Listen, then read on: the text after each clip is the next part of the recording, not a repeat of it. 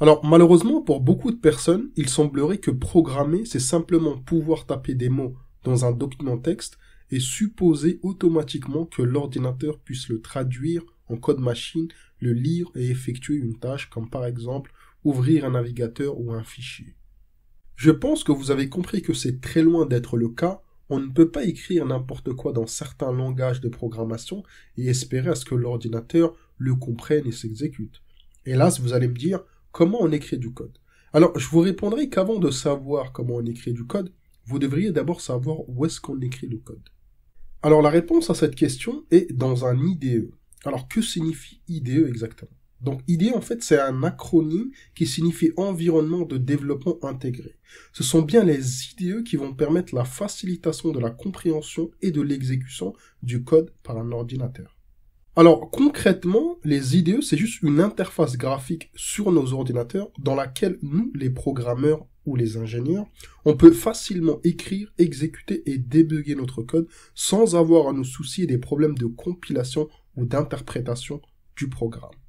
Alors, pensez juste qu'un IDE, c'est n'importe quel autre logiciel sur votre ordinateur, par exemple Skype, Microsoft Word, Excel, sauf que nous, on va l'utiliser pour écrire du code. Pourquoi? Parce qu'en fait, les IDE, ils sont capables de transformer notre code en code machine et de le faire passer par les ordinateurs pour produire les résultats attendus. Souvenez-vous qu'en début de formation, on avait parlé d'un processus qui était essentiellement ce qu'on devait faire pour pouvoir communiquer avec la machine et lui dire ce qu'elle doit faire. On avait même fait le parallèle avec la construction de Lego et de notre ami qui devait justement le construire.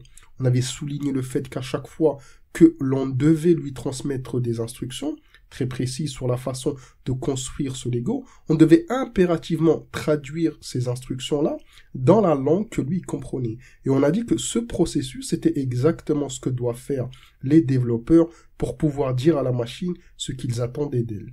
Mais je pense que vous vous doutez bien que dans le cas des développeurs, ça ne se passe pas exactement de la même manière qu'avec la construction de Lego. Pourquoi? Parce que les développeurs utilisent ce qu'on appelle un IDE.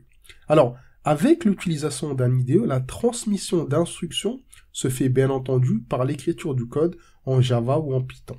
Une fois qu'on a écrit ces instructions-là, la traduction de ces instructions, ça n'est pas nous qui la font exactement. C'est l'IDE qui va faire ce qu'on appelle la compilation et l'interprétation. Et tout ceci se fera à partir d'un seul clic de notre part.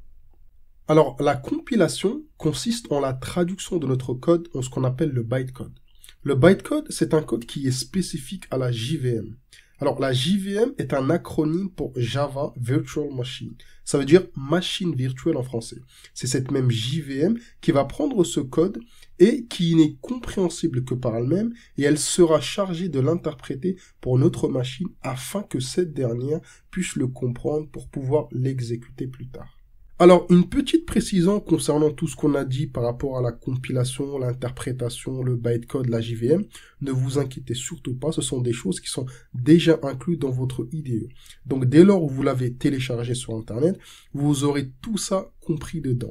Et tout ce qu'on a dit là, toutes ces prouesses vont être accomplies par un seul clic de votre part. Donc, une fois que vous avez écrit votre code, la seule chose que vous avez à faire, c'est appuyer sur le bouton de l'exécution et la compilation, l'interprétation se fera en coulisses. Donc, vous n'avez absolument rien à craindre vis-à-vis de cela.